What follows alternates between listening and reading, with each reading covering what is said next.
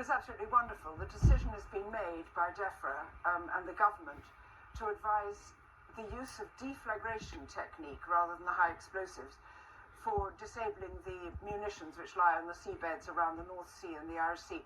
This is for the offshore wind farms which are being developed. And of course, if you're going to put the stem of a great windmill down, the seabed has to be cleared. At the moment, they've been using a lot of high explosive, which means that they blow everything, kingdom come, out of the water, including destroying the seabed and damaging sea life and so on, and appallingly deafening whales and dolphins, damaging their sonar.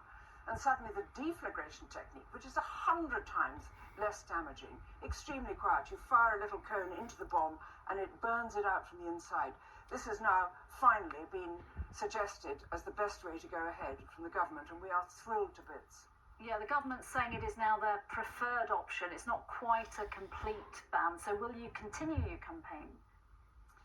I think we will, and maybe we shall just keep urging them to make it a complete ban.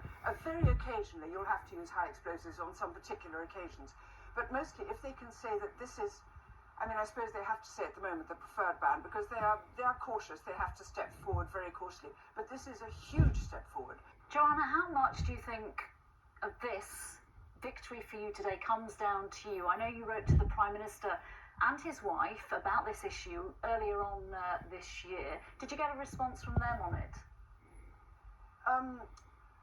Mrs. Johnson, Carrie, wrote back to me a very charming letter. It had been sort of lost in the files for a bit, which is why it didn't come back for quite a long time.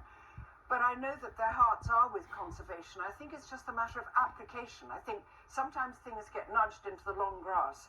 But in this case, we were leaning on an open door. Carrie is very much an environmentalist. And at this time, when the world is really looking forward to saving everything we can, not just human life, but everything that exists, you know, trees and plants and marine life, this was something that was so welcome. And you're very sweet to say it was anything to do with me. It was actually the campaign that did this, and the people who support the campaign, the MPs, the members of the House of Lords, and all the thousands and thousands of people who wrote in and signed the petition to ban these terrible systems of blowing up bombs when they could be. There was lots of burnt out, support for deflagrated. that. Joanna Lumley, thank you very much, and thank you for bringing us that update this lunchtime. Thank you.